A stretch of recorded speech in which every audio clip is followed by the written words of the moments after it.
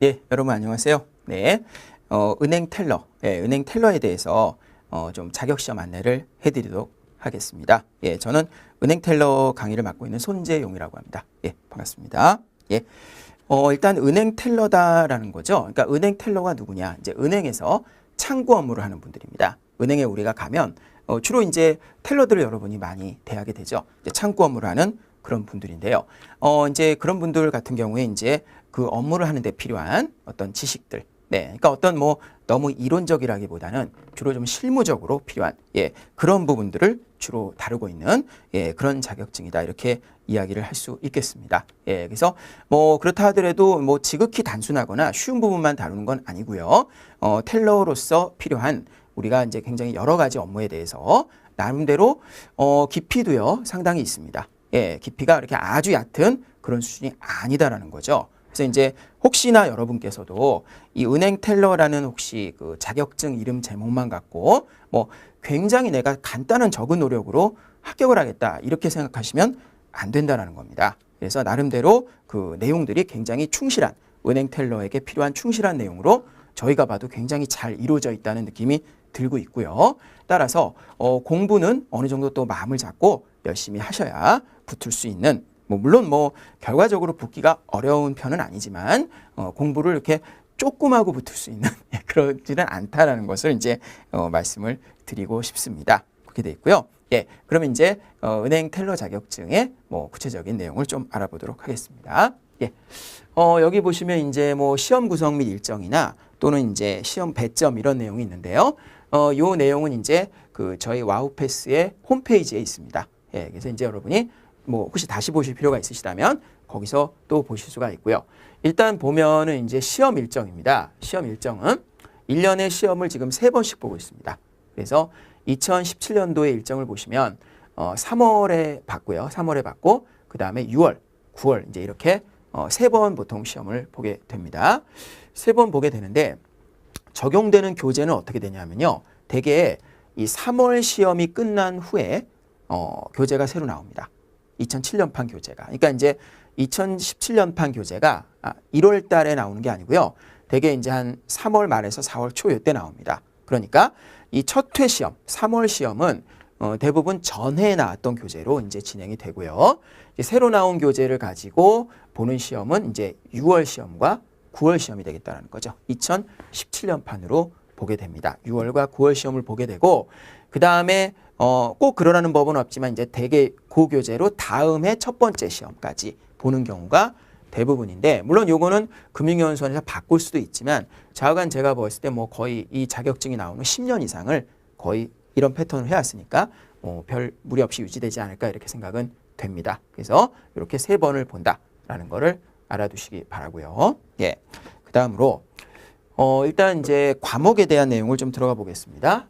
과목을 보면 이제 3개 과목으로 되어 있습니다. 그래서 1과목은 텔러 기본 지식이란 제목 하에 이제 있고요. 그 다음에 2과목은 창구 실무 1, 3과목은 창구 실무 2가 되어 있습니다.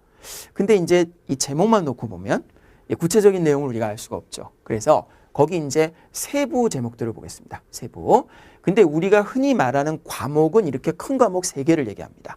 그러니까 이제 여기서는 과락이 안 나와야 되는데요. 과락이 40점 기준이란 말이에요. 40점 미만이면 과락이 나는데 거기서 말하는 과락은 이 큰 과목 3개 기준이다라는 거죠. 소과목이 아니고요. 그러면 텔러 기본 지식은 뭘로 이루어져 있을까 보겠습니다. 보면 금융경제에 대해서 3문제, 그리고 법률에 대해서 10개, 그 다음에 고객 서비스와 창구 마케팅 6개, 내부 통제 및 리스크 관리 8개 이렇게 해서 총 27점, 27문항이 출제가 됩니다. 그렇게 돼 있고요. 그런데 이제 특징을 보면 어떠냐면요. 여기는 일단 창구 실무 법률이 제일 어렵긴 하지만 나머지 내용은 이제 난이도가 중간쯤 되고요. 특징이 뭐냐면 교재가 되게 두껍습니다. 400페이지가 넘어요. 1과목은. 근데 2과목은 300페이지밖에 안 됩니다. 그런데 출제 비중은 오히려 2과목이 훨씬 크죠. 27.42점. 따라서 이제 우리가 페이지당 출제 문제를 보면요. 거의 그 더블 차이가 납니다. 요거는 한 7페이지당 한 문제 정도 나오고요. 1은. 그 다음에 창구 실무 1은. 그 다음 텔러 기본 지식은 거의 한 15페이지당 한 문제 나옵니다. 그래서 이제 준비를 하실 때 이쪽은 이제 제가 강의를 진행할 때도 조금 이제 더 개괄적인 부분 위주로 진행을 할 거고요. 예, 문제도 주로 그렇게 나옵니다. 너무 자세하기보다는.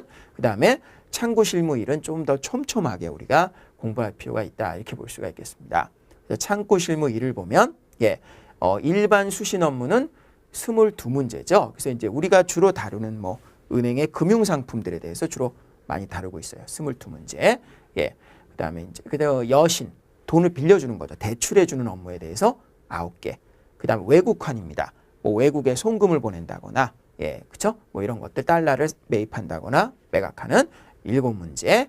그 다음에 내국환이 4문제. 그게 총 42점으로 가장 큰 비중을 차지하고 있다. 이 과목이 제일 비중이 크다. 이렇게 볼 수가 있겠습니다.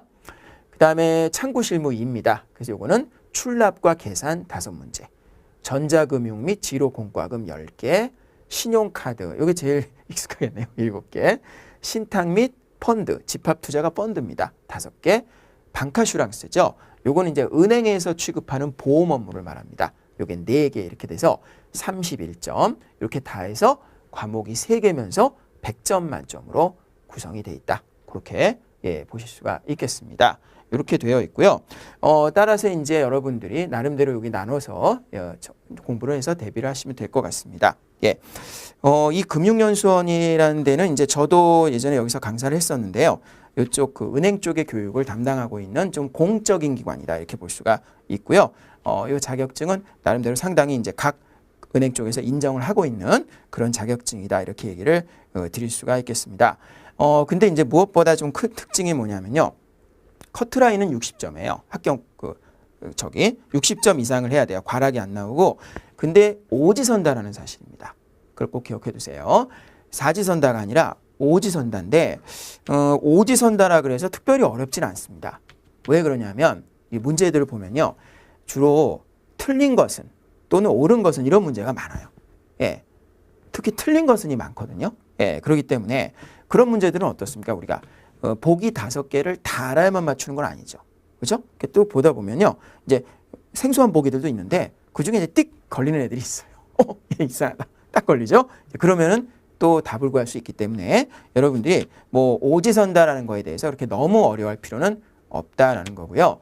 장점은 커트라인이 60점이라는 겁니다. 제가 이제 이 자격증 외에도 금융 자격증을 뭐 정말 많이 강의를 해왔습니다. 근데 가장 느끼는 건 뭐냐면 많은 수험생들이 60몇 점이 되게 많이 나옵니다. 예. 왜냐하면 우리가 이런 금융 자격증을 준비하기 위해서 하던 일을 그만둘 수는 없잖아요. 그죠? 대부분은 하던 일을 하면서 준비를 하신단 말이에요. 그러다 보니까 이렇게 준비에 전념하기는 좀 어렵습니다. 그러다 보면 실제 시험을 보면 가장 많이 나오는 점수가 어느 정도 열심히 했을 때 60몇 점이 제일 많이 나와요. 예.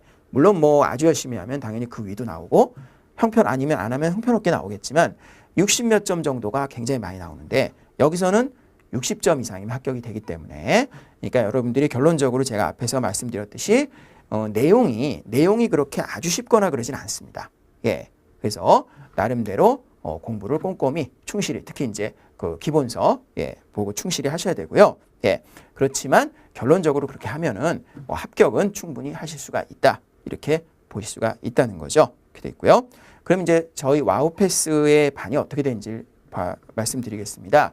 저희 와우패스는 이 분야에 있어서 가장 오랫동안 교육을 꾸준히 진행해온 교육기관이 되겠습니다. 상당히 오랜 기간 동안 이제 뭐 계속 저희가 1등이었다라고 얘기까지 하긴 뭐 중간중간 잠깐 그러는 경우도 있겠지만 뭐 거의 이제 1등권에서 1, 2등권에서 가장 이제 오랫동안 저희가 이제 교육을 진행해 왔고요.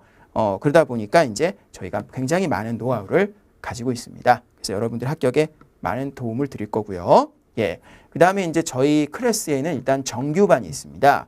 이 정규반은 금융연수원에서 나온 정규 교재를 가지고 3권이죠. 1권, 2권, 3권, 상중하가 있습니다. 그거를 가지고 강의를 진행하는 부분이 되겠는데요. 요 시험 관련해서는 여러분이 꼭 정규반을 수강을 하셔야 될 것 같습니다. 제가 봤을 때는. 왜냐하면 시험 문제들이 그 이제 정규반에서 다루는 그 기본 교재에 있는 문구가 거의 그대로 나오는 경우가 굉장히 많이 있고요. 예, 그런 것들이 이제 중심으로 출제가 되기 때문에 이 정규반을 제끼고 최종반만을 해서 시험에 붙기는 제가 봤을 때 상당히 어렵다 이렇게 볼 수가 있겠습니다. 그래서 이 취지상 그리고 이제 저희가 이제 강의를 할 때 그 중요한 부분 위주로 또 이렇게 압축을 해드리고 하기 때문에 뭐 결코 시간 낭비가 절대 아니고요. 그렇게 하시면 이제 좋은 결과가 있을 것 같고요. 하지만 그래서 교재만 봐서도 안 됩니다. 우리가 문제를 또 풀어봐야 문제를 충분히 풀어봐야 훈련이 되고 교재 내용이 완전히 여러분께 될 수가 있거든요. 그래서 그 부분이 저희 최종 정리반이 있습니다.